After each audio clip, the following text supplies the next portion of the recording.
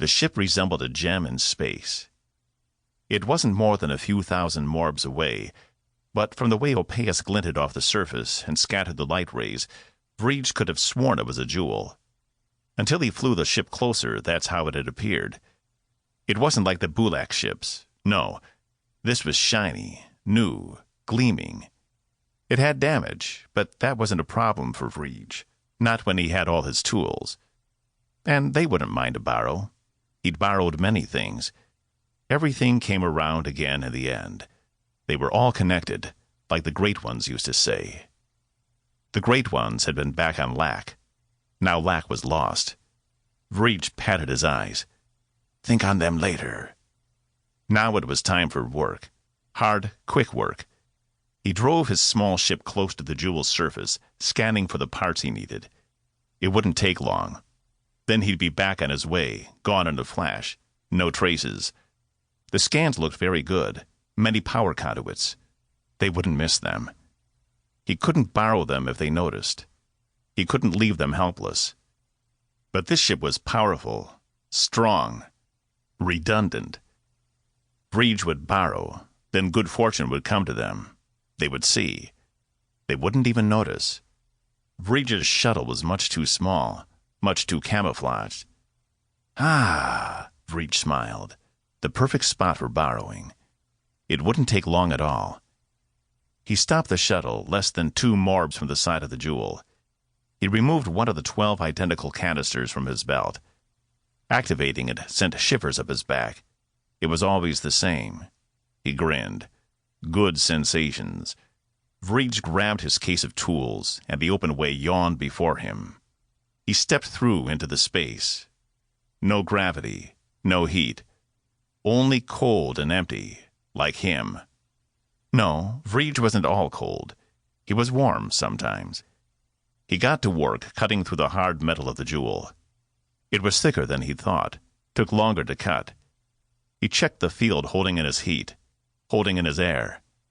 Less than a quarter gone so far. He still had time. The panel came away, and Vrij aimed it for the opening in his shuttle, pushing it until it went inside. No waste. Everything can be reused. That's what they said back home. Couldn't afford waste, no matter what. That was okay with Vrij. Waste was bad anyway. This is it. Vrij liked talking to himself, kept himself company all the time. Today was no different. Behind the thick metal were 2 power converters and a distribution node. Perfect. His was almost deceased. The borrowed pieces would work great, with some modification. He removed the first canister, humming a tune Mother had taught him. Vrij didn't know the words, but that didn't matter. Humming was good enough today, even if all he could feel were the vibrations in his own ears. The first converter came out easy. No alarms. See? Easy to borrow. No one would notice. He clipped the first converter to his belt. Too fragile to throw back into the shuttle. He'd take them both at the same time. He just had to be careful. No one else was careful. Everyone else tried to shoot the jewel. Stupid. Nothing but a waste of energy. Energy they didn't have. But this would guarantee Vrij didn't run out of power for a while. It had been a long time since a borrow this good. He couldn't wait to get back home. Something sharp poked him between the shoulders. Vrij furrowed his brow. What? When he turned, he saw their great transparent bulbed heads, and he screamed, flailing his arms back, which only made him rotate. Stupid. He should have tethered on. What were these things? Their bodies were made of wrinkly material that was thick and fully opaque, except the heads. Inside the great bulbs were smaller heads. Vrij screamed again. The sound lost to space. He motioned himself away, but without anything to grab onto, he couldn't move. Wait.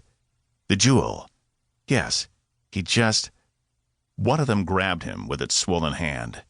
Vrij tried to fight back, until another one hooked onto him as well. How were they moving? They had jets on their backs? Impossible. But wait, no. These were not their true forms. These were suits. The smaller animals must be inside.